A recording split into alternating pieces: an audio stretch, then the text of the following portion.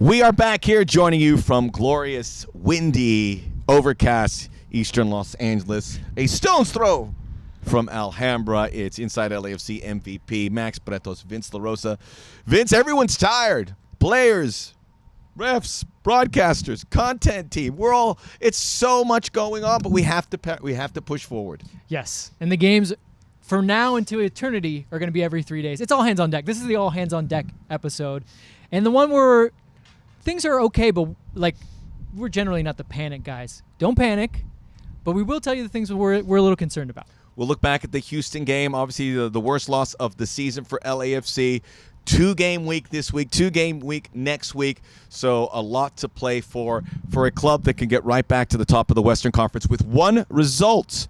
Very special guest, Julian Gaines, one of the guys who come up from the LAFC2 with the academy, now starting to earn minutes here with MLS. A very interesting story, which has been littered with injuries, a lot to overcome from such a young man. He was a mystery to some of you. He's a mystery no more. And also, we learned about Max's phone games. Phone games, tennis game. Really loves which tennis. Is getting under my chair. But right now, in the words of the great boy band, Menudo, Cámbiala las pilas. We're going to change the batteries. We're going to fire it up. Inside LAFC MVP starts right now.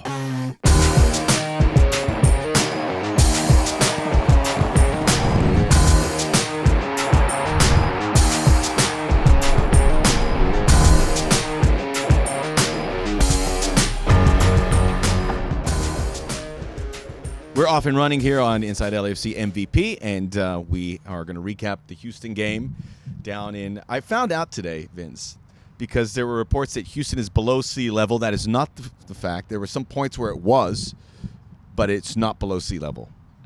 I don't even know where to start with that. What were the reports, first of all? Well, there was times when it gets hit by hurricanes that sometimes Houston would be tracked where it's actually below sea level. But it is not. So technically, if a hurricane slightly above sea level, which comes from the ocean, floods a town, then you're now below sea level? Yes. It gets a lot of rain. That seems down really there. tacky. That seems like a really technicality there. I know. But I just want to kind of talk about the conditions. How does that pertain to anything that we're going to talk about today? Well, playing in Houston is difficult for a team that's not used to those kind of hot, humid conditions. But we'll talk about the Houston game. They're going to play again Wednesday. We'll talk a little bit about the Saturday game against Sporting Kansas City.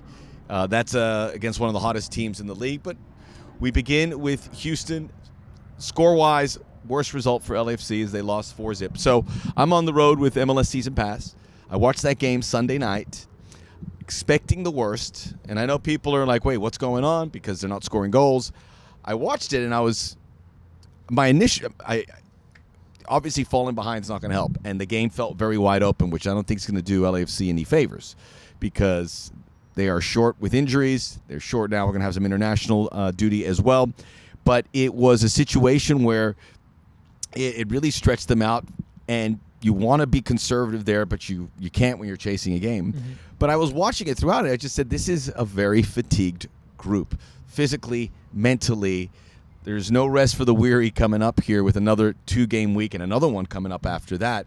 So you've got to find ways to recharge the battery some way. And they will. We're here at training, and there's a very positive atmosphere. We'll talk more about that. But more than anything, we could say, all right, maybe is there a tactical issue? Is there a technical issue? I go, that is just a team that is not the mental aspect of losing the CCL. It takes a while to shake that. But it's also just the body. It's tough to keep upright. Yeah, I don't want to sugarcoat it because a 4-0 loss sucks. No one wants to lose 4-0. It is really bad. I'm sure you come off the field is a little bit sheepish embarrassment too because you're like, there's no reason why we should lose 4-0. But to your point, that was the type of game that was presented. They get an early goal. I will give Houston credit. I mean, they're an interesting team. They're a young team. They like to get out and run. Clearly their tactic was to switch the ball as much as possible because they probably figured, hey, this team's probably a little bit tired. And you can imagine if you're an LAFC player, and you turn the ball over, and you're like, okay, well, let's counter press, let's get to them quick, and then they immediately kick the ball to the other side of the field. That, after a while, is just going to just zap you. So, in terms of Houston tactics, smart. But to your point, I am hearing a lot of people say a lot of things like, yes, they didn't score against Atlanta, they didn't score against Houston. I know they didn't score in that second leg, but those are not all. Those games are all these kind of they all come back to back, but they're all different, very, very different. One's a final. You can't say anything really about a final and how it pertains to a regular season match. The other is you play Brad Guzan and he goes nuts and has 8 saves. I mean, they should have scored in that game. That just And imagine how happens. different things would have been if they walk away with a 1-0 victory. You're like, Right. okay, good. And you're at the top of the Western Conference, which they can be with a victory here against Houston. But, and again, coulda, shoulda, woulda. But that's a game that probably you win. It just so happened you had a great Right. goalkeeper. Obviously, they're going to work on some finishing, and those goals will come. But that was a great performance. Yeah, ultimately the hope is those things even themselves out. Those games happen. Luckily, it's a 0-0 and you still at least get a point. Because sometimes those games happen and you lose. And then you feel really bad, right? But then they go to Houston and there's some individual errors that probably are down to fatigue. And then, they're just tired, man. Look, I've seen guys on this team that make that are mistakes that are fatigue related. That I've watched these guys for years. They don't make those mistakes, and I'm not going to sit here and try and think it's something that it isn't. It is what it is. That is tired mind, tired body. Well, we're both active internet people, and I go on the internet just to kind of see what people are thinking, what the vibe is after that game, and I'm seeing a lot of people say the talent's not good enough. How can the talent keep you near the top of the Western Conference, get you to a continental final in style, and all of a sudden it's not In good style, enough? yeah. It's not good enough? Like, and I get it. When we say they're fatigued, they're tired, you're like, well, that's just too simple. I think what we're going to learn from this and what we should all take from this and learn from it in the going forward in modern football, I think being energetic and having energy and fatigue should be much higher up the pyramid of what we talk about. And I know we want to talk about tactics because they're more fun to talk about, more nuanced. But I think being tired, an energetic team can probably take down a tactical team. And when you're tired, guess what? You can't do a lot of tactics either. I mean, the tactic when you're tired is what? To sit back and maybe get on the counter. LAFC does play well in transitional moments. It was interesting to see them in Houston. There was a lot of moments where they had 15, 20 pass sequences, but then they just couldn't get into the box and get that extra bit. And that looked like tired, again, because you had guys that finishing is you have to be sharp to be able to know when to get that ball off your foot. Because we saw those moments where they were right in front of goal, and the goal it couldn't come off the foot. A Houston defender would come up and slide in or knock the ball away. That's sharpness. That doesn't happen. Yeah. And you alluded to it. We got to sit in. Carlos Vela came out and spoke. And I think the other thing that we should take from this that is high up on that pyramid that Carlos referenced, and this kind of filters down from tired, is the kind of camaraderie that you have. When you're not tired, you run a little extra for your teammate. You see a teammate maybe isn't going to cover that ball, so you get into a different position so you can take care of that beforehand instead of having to emergency defend. And I think that's a little bit of what we saw too, especially when you're saying team's a little stretched. Well, maybe normally there's a guy that can slow down that ball carrier, but he's too tired or his mind's not working right. This is not just a fatigue of the legs. Their minds are fatigued. And you can tell, like you said, they're getting the ball on their feet, and it's like normally it's just automatic or a quick decision, and it's like, ooh, can I do this? Can I judge the distance? Can I get this right? And then maybe just a toe from a defender gets in, and then the whole thing's thrown off. The LAFC team and the tactics, and not the tactics, forget the tactics. The game model of this LAFC team is very clockwork, and it's dynamic, and it's fast, and it's almost intuitive. And when you're tired, you can't run physically, and you can't think. There's a lot of confidence in listening to Carlos Vela. It was a breath of fresh air, and he's like, look, this is a bad spot. And he goes, we keep working hard. We keep with our football, and you could see that collective nature with this team because they trust each other because they went through an MLS Cup winning run together. Mm-hmm. They went through an almost CCL winning run. They got to the final hurdle, and they ran into a team that was just much better on the day. So there is that trust, and you can sense it here. There's not like a malaise or like, hey, are things different? They're not. Yeah. And listening to Carlos really reassured that, so I'm really happy he said that. Reading a lot of articles about the trajectory, and people are, obviously talking about LAFC because of this run of form where they haven't won a game and haven't scored a goal. And I was reading every article, and you could see they want to be critical, and they go, well, how can I be too critical when I'm looking at this schedule and I look at history where you saw a Toronto FC team who made a final, lost to Chivas in penalties, I believe, and then didn't make the playoffs. Mm-hmm. Seattle, who won the CCL, didn't make the playoffs. I mean, there was an LAFC one in 2020, which was a little different. But those are the last two traditional runs. Well, that was the one time the final came at a point when you expect a final to be at the end of the season. But I was just interesting to read these articles. Everyone's like, wait, this is, well, I don't know. I mean, it's too early to pass judgment. Now, if a malaise continues on, then that's a discussion right now. But again, hindsight's 20/20. I watched the game after the fact. I was ready to go, okay, what's wrong? Watch it. That's just a tired group. And even the historians are going to come back and say, look, they're still, no one could be critical. You go, this team is so ahead of curve. They're going to make the playoffs. Mm-hmm. They have games in hands. If they win a couple, which I'm completely confident that they will do, they'll be there at the top of the Western Conference, or they could still compete for the Supporter Shield. That is all in play. Yeah, Giorgio said it after the game. He's like, it's going to, and he almost kind of alluded to even looking farther ahead and said, it's maybe going to get a little bit rougher before it gets better. But if we're ready in August and September, in his mind, the most important parts of the season leading into the playoffs, then they'll be in the spot they need to be in. Now, I completely understand the point of view of fans is saying, but I don't want to be bad for like a month. And I get it, because this LAFC is the team league, I'm afraid. has gone above and beyond and exceeded all expectations, and even just them being average feels like they suck. Yeah. Right? Like, that's how good this team has been. So I get it, but you're going to have to be, I guess, a little bit forgiving of these guys, because the tiredness, and then, I think we need to speak more about that final. Because, like, imagine if you're Inter Milan and Inter Milan had to play a league game 4 days after losing to Man City. How would you expect them to play?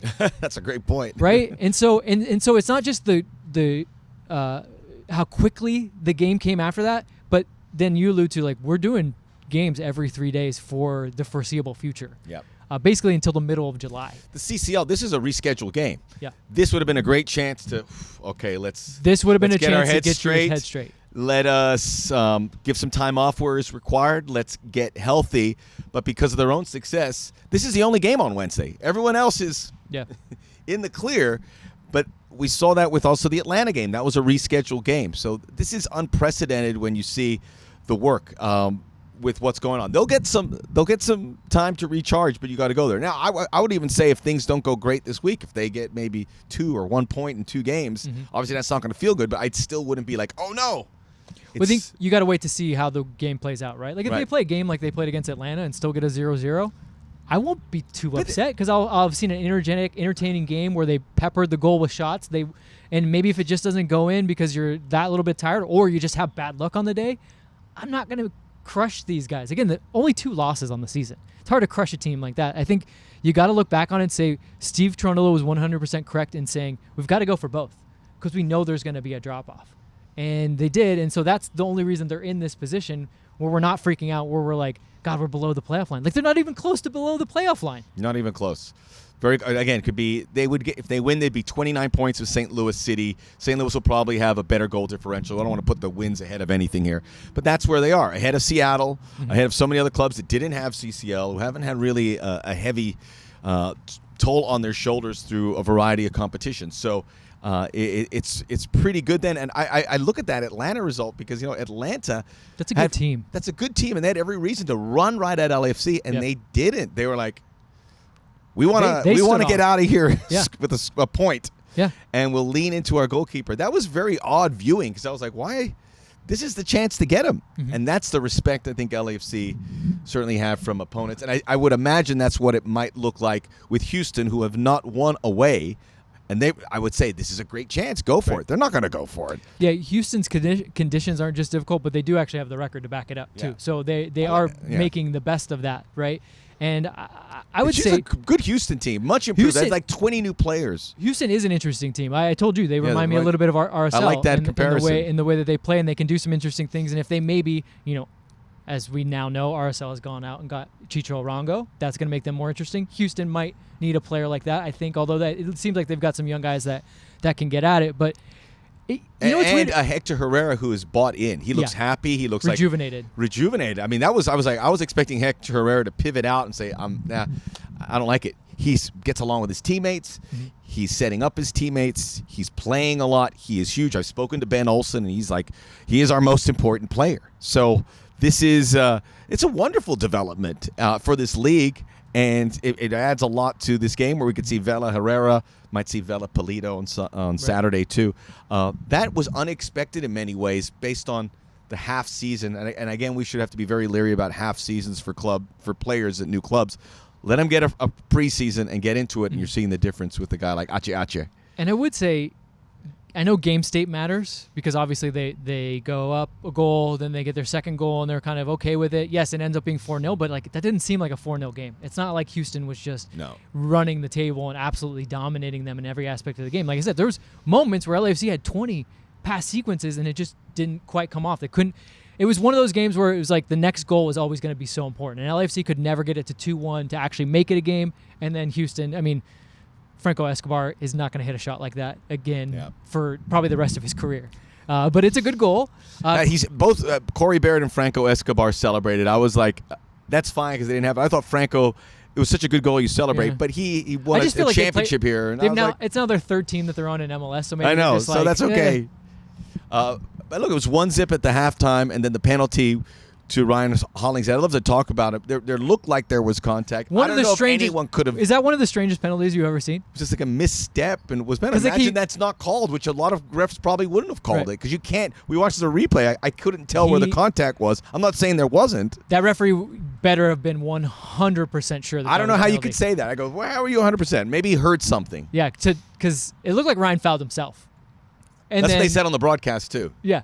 It looked like he fouled himself, and then somehow that guy goes down too. And I agree with you. They kept showing different angles, and I was like, well, if they go to VAR, then maybe he's going to have to really rethink it and just, not even going to look at it. So I would just hope maybe he did. I would just hope. Respect to Alex Chilowitz. He not just saw it, but maybe he heard the click of the heels or something. Yeah. But maybe it was Ryan's own heel he was clipping. That's true. So anyway, that's happened. But that was part of the process, and they kept chasing after 2-0, created good chances. Yeah, they never gave up. And I guess that's the thing. 4-0 sucks.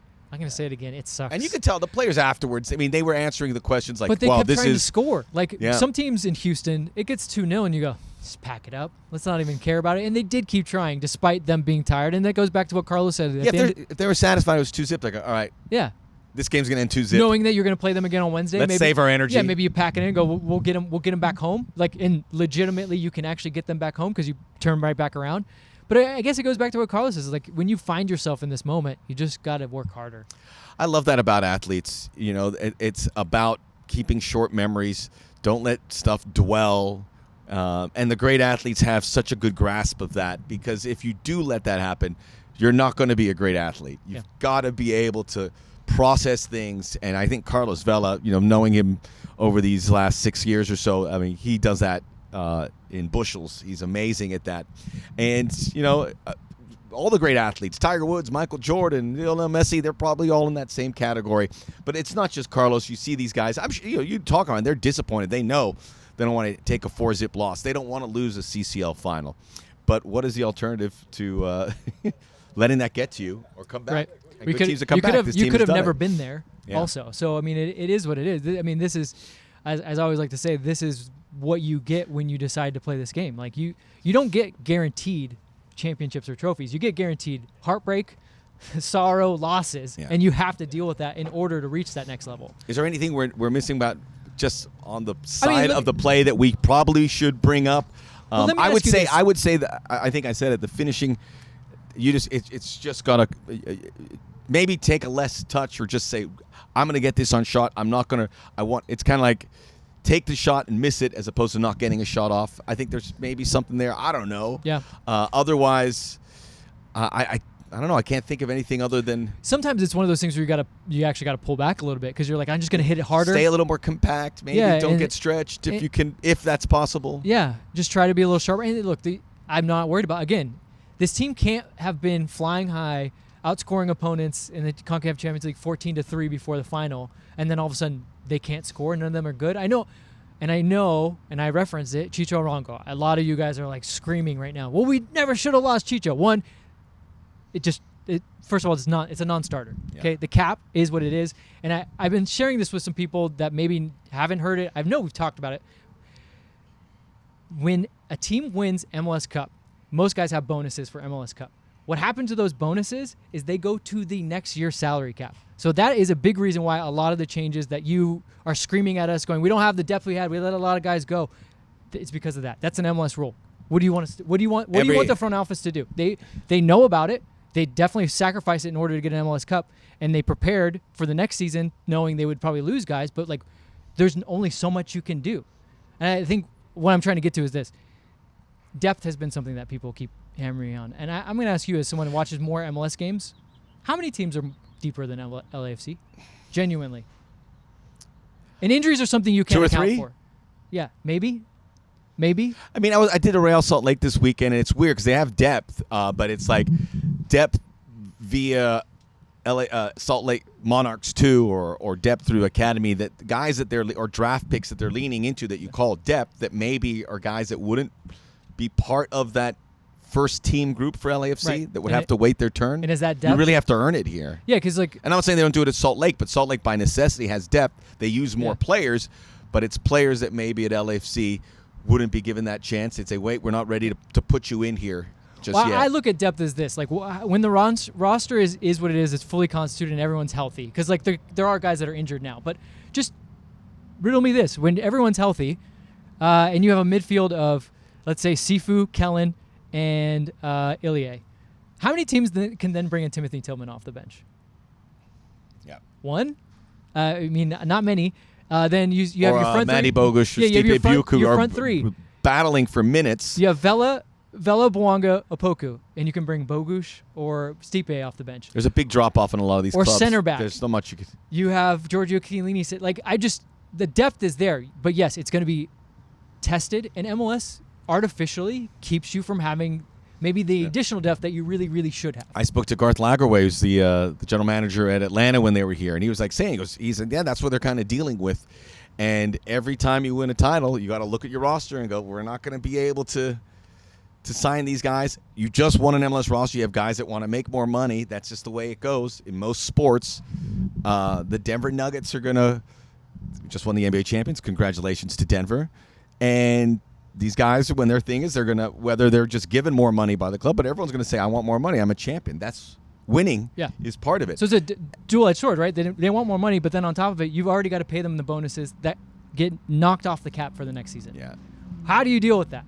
And so and look, the front office has spoken about it a little bit, but they don't want to make excuses for themselves. I will tell you that is detailed right there. That is exactly what they're dealing with, and that's a tough one. In a perfect world, like a guy like Seba Mendez, probably keep him. I mean, John told us he wanted to keep everybody. You want to keep everyone. You want to keep Chicho. You want to keep him. Yeah, Franco, like, all of them. He wanted to keep all of them. It was just not possible. It's just not possible. So that's the way it goes. By the way, I mentioned how LAFC is the only game on Wednesday. Saturday, they have a game in Kansas City. It's one of 6 games. There's normally 14 games. So everyone in Major League Soccer gets to... Yep. You're just listening to the podcast. I'm doing my unwinding look. That's pretty good. You're kind of How long could you hold that? I think it could go pretty long. Yeah. Maybe not the hand around my head, which looks a bit odd. A little teapot. Okay, so let's move forward and talk about the hottest team in the Western Conference. The Dynamo or Sporting? SKC. Well, let's just talk about the week that LAFC have. International week. We're training, so Jose Cifuentes is already, and Denny Bouanga are with their national teams. Have left. Some other guys have been called up. More details on that. Aaron Long, congratulations, going to represent the U.S. men's national team in the Gold Cup. Aaron Long is the pivot to guys that aren't 100% healthy, still dealing with a lot of stitches in his head and head trauma after the collision in the CCL final. Timothy Tillman, Kellen Acosta still not 100% participating. So you start doing the math, and it's pretty. It's a long group of guys that you could rely on that you can't right now for a game. We're recording this on a Tuesday that's going to occur on a Wednesday. So that's for 2 games. Normally, you could sit here and go, all right, we'll let these guys get healthy. We're not going to, and they're not going to force anyone back that's not ready to go. But you have, especially you have all of that season, kind of going against you. Yeah. Well, we said we weren't going to miss an injury. We said we weren't going to sugarcoat it. I mean, it's Sergi Palencia. Yes, injured. as well. It's gonna be a rough stretch. And these that's guys are our guest Julian Gaines. That's a big reason why he's getting more time. But that's kind of the next man up philosophy. And these guys are gonna have to dig deep. And so that's where I'm saying, like, I'm not concerned in the fact that I know that this team is a good team, and when fully constituted and rested and without injuries, which every team in the league has to get a little bit of luck with injuries, I know that this team is one of the best teams in the league. But yes, I will acquiesce that for the next couple of weeks, it might look average. And for you, an LAFC fan that is used to seeing the best team in the league average is like them being a bottom. Is like them being at the bottom. That's when they need your support. Right. When they need you. By the way, Carlos Vela pointed out, he said, we just get uplifted because we know our supporters are there. He pointed you guys out specifically as inspiring. This is when we know. And I know most of you guys. I got to be honest. I look at social media. I don't want to use that as a barometer. I didn't see a lot.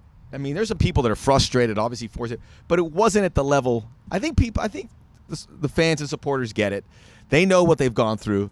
They put themselves in that position to go, I get it. They don't want to suffer those defeats, but I tend to think of it. That's because of us. That's because, by the way, Black and Gold Weekly. That's an inside joke between me and yes, indeed. Okay, very good, very funny. Black and Gold Weekly. Got it finally it rolled around and he got it. Black and Gold Weekly coming out here with the great help of Ulysses Roman, who's here manning the lights and the cameras and the audio. Right back on We used your stat about Chiqui Palacios, and we talked about all the minutes he's played. And I want you to touch on that because of the demands. And Yuli went even next level with the CCL and MLS minutes that we believe Chiqui Palacios has played more minutes than anyone in the league, which is unbelievable. I mean, we don't give this guy enough credit. He just says, I'll eat these minutes, and that's not the right way to put it, but eat minutes is a very, in a way where you need man minutes. Chiqui Palacios always has his hand up. But just seeing, I know they have to play Carlos Vela more than they want to. Right. Ilie Sanchez, they're throwing a ton of minutes. We're talking about the older guys. Ilie is right behind Chiqui on that list of minutes. Yeah, Ryan Hollingshead logging a lot of minutes, all by necessity. Mm-hmm. And in a perfect world, you get to mix and match, especially in a 2-game week. Isn't it weird? In the 2-game weeks, we're not saying, how do you balance this? They go, no, all hands are on deck because we don't have all the hands that we would like. Correct. Yeah, I mean, that is a great stat about Chiqui, and we talked about it a little further. He's played about 75% of the minutes he played all of last season, half the time. Wow. They played 14 games, so they have 20 more MLS games to go. Again, one of these things are not like the other. Minutes in a 2-leg final, they got to wear on you differently than just an MLS game, even in Houston. It's just different. But still, there's Chiqui out there running up and down the left flank, taking shots, trying to be as offensive as possible while covering his position. I mean, you're right. The guy, I think I wrote about him a couple weeks ago, and I was like, how is this guy not? And I know he was an all-star in Minnesota, and he got some love, but like consistently when I see people being like, who's the best left back in the league? He's almost never mentioned. Never. It's Kai Wagner. It's always Kai Wagner. Is it Alvaro Barrial who was at Cincinnati, or is he right? Look, I mean, he's been really good. And that goal was incredible. I would. Normally when people say, oh, this is a Puskas award winner type goal, I'm like, calm down. That's one where I'm like, okay, yeah, we're good. We're good on that one. I'm just saying people have to do a little research on Ferenc Puskas, by the way, when you drop that. People know. Yeah, not that I saw him play. I was before my time. Him and then Di Stefano. We're learning about both those players. One Hungarian, one Argentine, doing so well in Europe. But those minutes it's a real barometer, right? It's a thing. It's a thing. I mean, it just is. And again, it's not just the amount of minutes; it's in the truncated period that it is. And he's still going out there, and like you said, he doesn't really have a choice. But he's still going out there, and he's acquitting himself well. And I just think that the biggest takeaway we have to have from this is like the fitness and fatigue that these players go through. And this is a talk about the modern game, isn't it? Right? These guys are playing too many minutes. Steve said it in his availability. He's like, this is kind of a practice run for everybody because we've never had League Cups before. We have absolutely no idea how this is going to affect the players. So if you're coming to me and going, how could they be tired? We have never done this before. Never. So don't tell me that you know better when we've never done this before. It's a worldwide thing. I mean, the demands on the players in an era of COVID, in an era of a December World Cup, which doesn't apply to all the players, but in many ways it does because you have to cover up. But all these guys playing and playing and playing at some point. I mean, I brought up to you because I was talking to some of the officials in my last game, and they're like, we're kind of stretched too. And this isn't the Premier League where there's 10 games a week. There's 14 games with a lot of midweek. So, I mean, the broadcasters. I mean, I'm not getting my 9 hour sleep that I usually get. Do you have an oxygen tank next to you between calls so you can? I felt it. There's a place in Salt Lake that is right by the hotel. I should have known the place, but I'm drawing a blank. Franklin Street, something like that. Great Caesar salad and a steak salad. I go there and maybe have a beer. Maybe have a beer. Well, it's a beer. It's late. I want to get my. And I was like sitting there. I talked to the other guys. I go, you guys want to go? And they're like, no. And I go, I don't either. So I had an energy bar, and I played a couple tennis games on my phone and went to bed in the hotel instead. So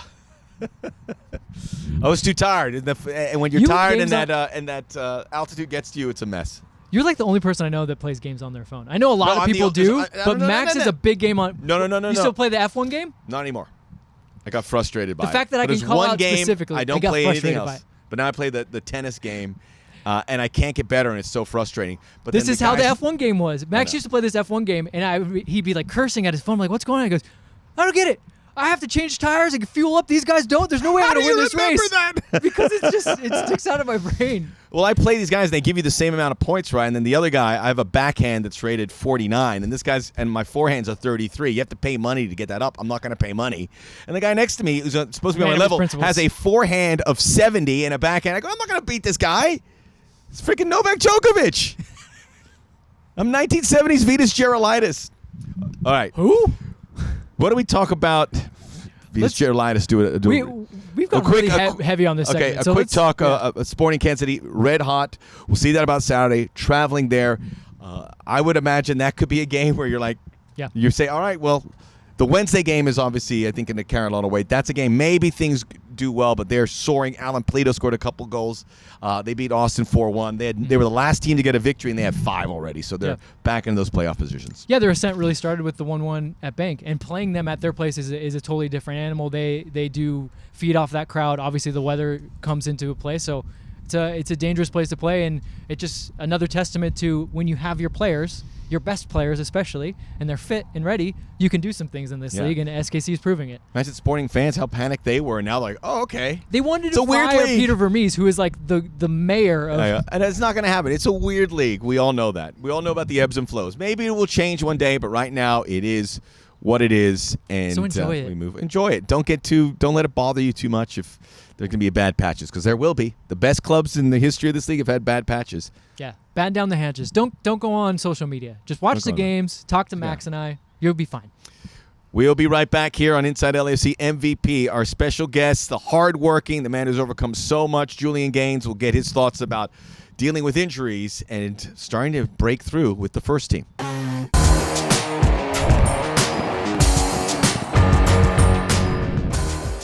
Welcome back, Inside LAFC MVP with special guest Julian Gaines. Now, when you think of LAFC 2, you probably think they're all local kids. They're not. Julian joins us from Austin, Texas. Austin, Texas. I'm very fond of Austin, Texas. Why? Because of Waylon Jennings Okay. and Willie Nelson. And the Texas Playboys, Bobby Duncan. This is I know. Yeah, I was going to say, Julian. But Yeah, Willie Nelson, you probably know that. I Waylon love all- Jennings? I know that name. I don't know. Not that. a Waylon Jennings guy. No. I don't know that. do your homework, man. What's going on? You should have prepared for the show. Yeah, we'll go for a ride later. We'll listen to some I'm country. a big fan of Austin. But anyway, just a little. We'll get into your story here, but just this is the club identified you as someone they brought. You came in from Texas, and now you came with Vegas, and then eventually LFC 2, and now playing some first team minutes. Yeah. Not too shabby. Hey, I mean, it was something I worked for a long time, So once I got that opportunity, it was just all about trying to prepare for that. And so I think I was able to do that and in front of my family in Texas. So it was great. So It was great. was your whole family there at the game in Houston? My parents were, my cousins, some aunts, and Oh, then right my on. 2 sisters. So yeah, it was great. And that's something. Sorry, not to sidetrack a little bit, but that's like such a cool thing, right? And that's sure. something that you don't know for sure is going to happen, right? Right. Your family's like, hey, look, we'll go see you. We'll see you in warm-ups, Right. but they have no idea you're actually going to get in the game. So when you see them after the game, what are the first like exchanges you have with them? They were so happy for me, Yeah. because they've through this entire process of being here have encouraged me every single day. We talk on the phone, so for that and for them to be there in that moment is amazing, So they were so happy. I gave my mom my game jersey, Aw. Got to. Yeah, I had to do that, so that was great. It's a great feeling. She's not going to wash that anytime soon. She's going to keep that there and say we're going to keep that in. A Houston game warranty. Are you thinking?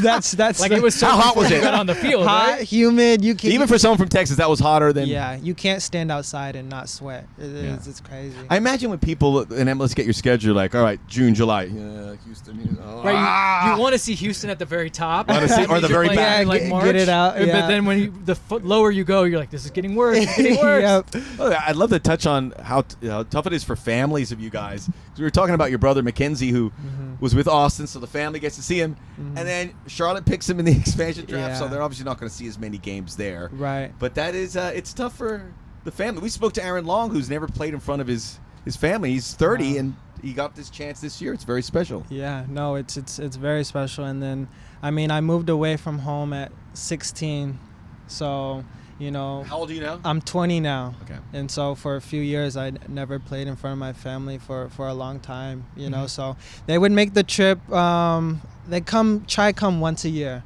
So they came out last year just to see me, and then year before that to watch me play. So they try and make it work, and it's worked so far. But anytime we're close to home, they're trying to make those ones. Right, and you just get to the point where this is not. You grow up quickly here. I mean, 20 years old, and you know, when I was 20, I was still living at home. I wasn't staying in, you know. Well, and I think this, and you, it was an understatement. You said it took you a long time to get back. And we'll talk. We can talk. Can you just exactly what the injury was? I know it was a pelvic injury, which like when people would ask me like, when is Julian Gaines going to play? I go, how many people do you know have had a pelvic injury? Yeah, it was a pelvic stress fracture on my right side. And so basically, Julian, that sounds terrible. Yeah, it was very uncomfortable. Very uncomfortable. Something I think Steve once said you managed to hurt something that no one has ever heard of before. So, which was crazy. And it took, I mean, a little over a year to try and get past it. And so it was pretty tough, you know. What were the challenges of that? I mean, what could you not do? I mean, it was like even just sitting was painful. Sitting, even changing my socks. I couldn't do it like standing up. I had to sit down. You know what I mean? So, if I sat too long and got up to walk to the restroom, it was painful even to do that.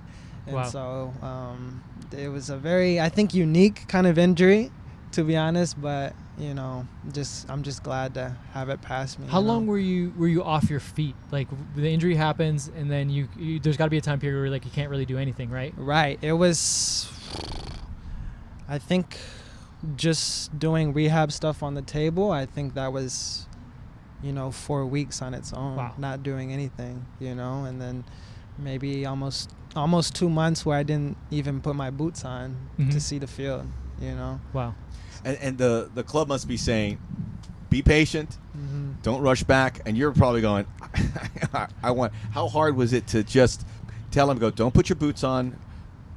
This is a process. How hard was that? It's so tough. I mean, playing is what I want to do. It's what I've been doing since, 3 or 4 years old. I've just been playing football. And so to have it just to be at one point, I'm not on the field. I'm doing my own things, in the gym and things like that. It's tough because you don't feel like you're a part of the team almost because you're so isolated, doing your own thing.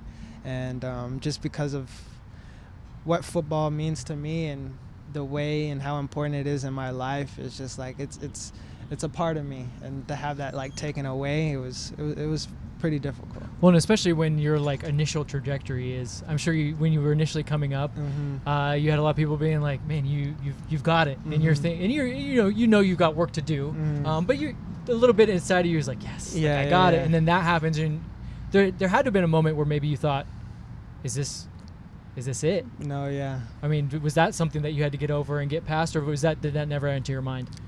No, I think because there were some times where I would come back. Then I have a flare up. I had to take more weeks off, and it would push the goal further and further away. So there were definitely some days where it just felt so repetitive.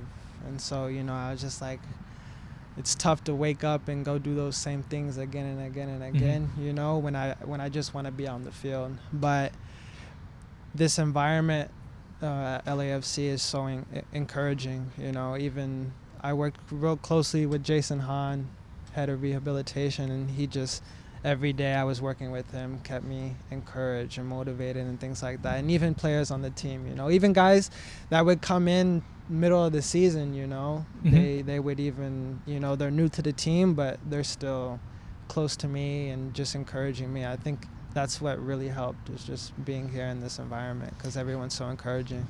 Jason Hahn, one of the funnier people on the staff. Does some Jason great Hahn's great. impressions. We should have him on the podcast. I was thinking that. Maybe he can't talk about anything because technically it's like patient confidentiality. I know. And Jason Hahn, I mean, he was step for step with Maxime Crépeau after that injury, and just to see the attention that he gives not only to Maxime but to all the players, it really it's breathtaking to see just the good work someone does. And obviously, this club means a lot to you. They identified you as someone they wanted, not promising you anything on the first team, but at the beginning of the year they said this is going to be the year where we're going to lean into the guys that we've developed at our academy that we're using in LAFC 2, which is a new way to get players ready for a jump to. Many clubs have done it in mass, where they've had 5 or 6 players come up. I think Columbus is one that comes to mind.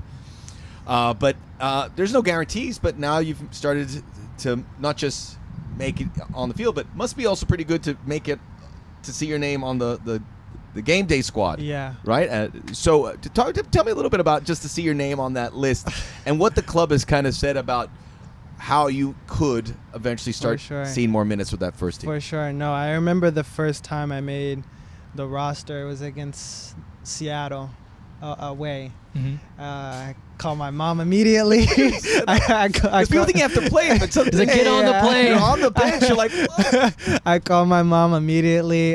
She was driving with my little sister on their way to Houston to visit my older sister, but she was so happy for me. And then as soon as I was done talking to her, I called my dad.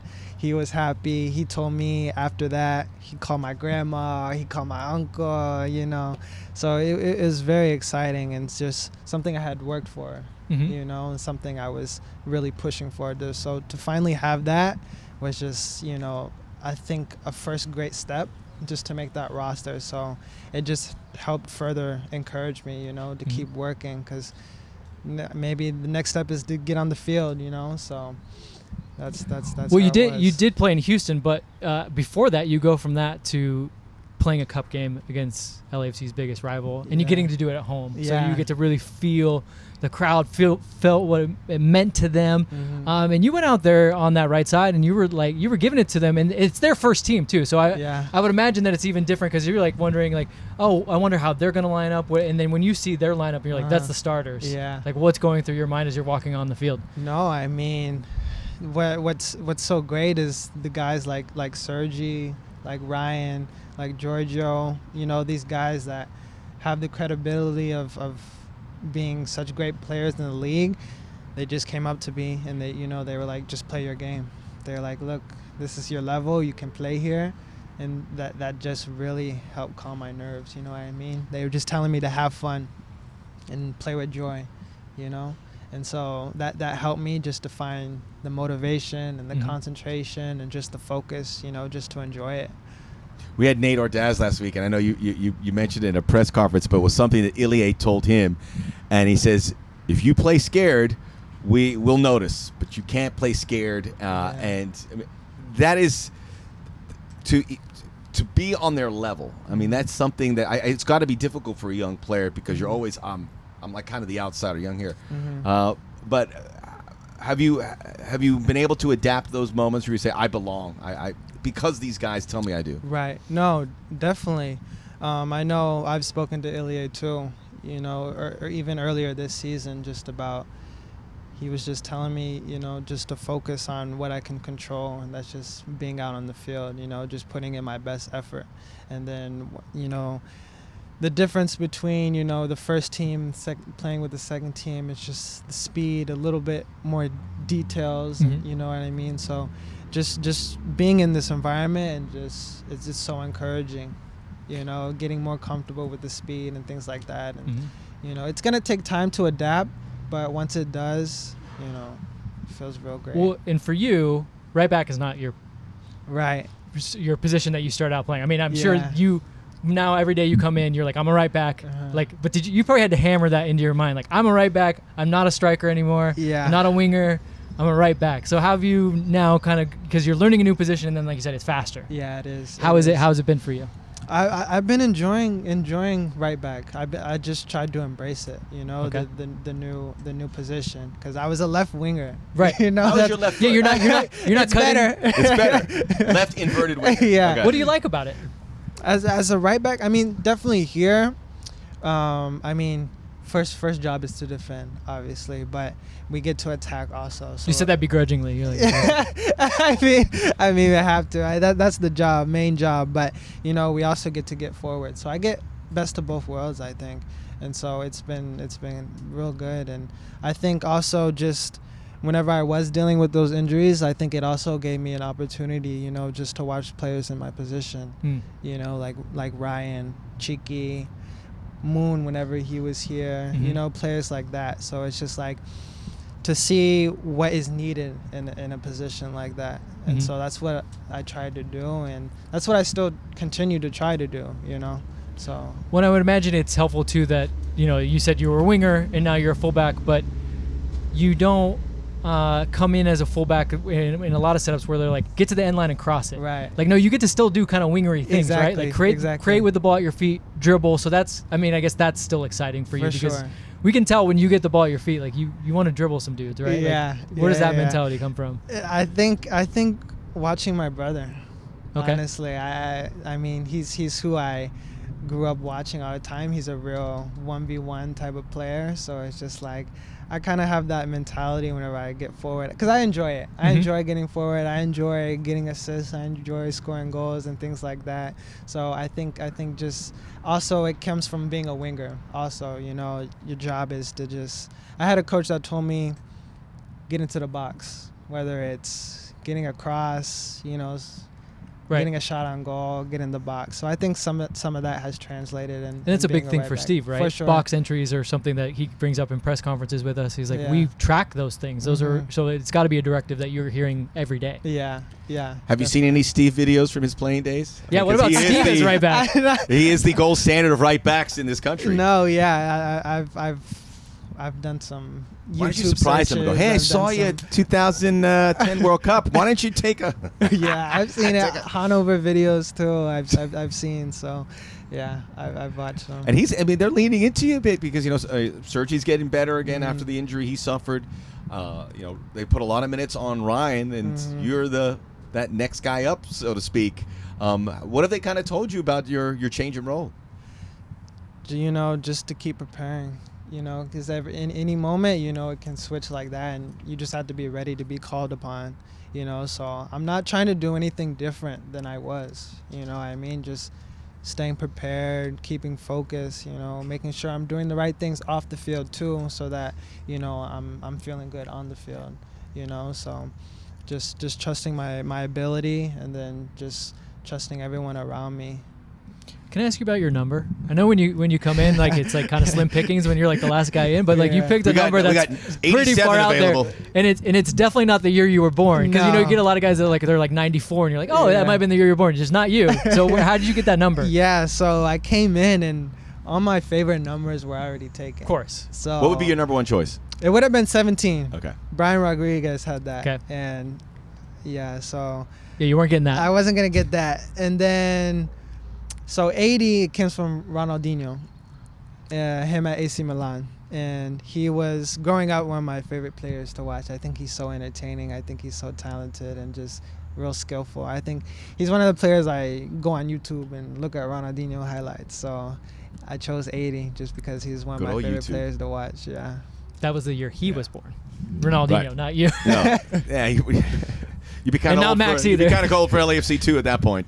But hey, Julian, it's been wonderful talking to you. I know maybe your family may watch this, and if the Gaines family are tuning in, I just want to say your son is an absolute delight. When he was injured, he'd come up to me and Vince and greet us and say hello and do those rounds. Very well raised. You did a very nice job with him. We're very proud of him and what I'm sure you are. So if you get the chance to say hi to Julian out around about, if you're the LAFC fan base, do it. Quality peeps. Thank you so much. I appreciate you guys having me on. Oh, for sure. Inside LAFC MVP. Rate, review, download, subscribe, tell a friend. Tell a friend. And 2 games. We'll be back to recap them and heading towards the crazy, hazy days of the MLS summer. See you then.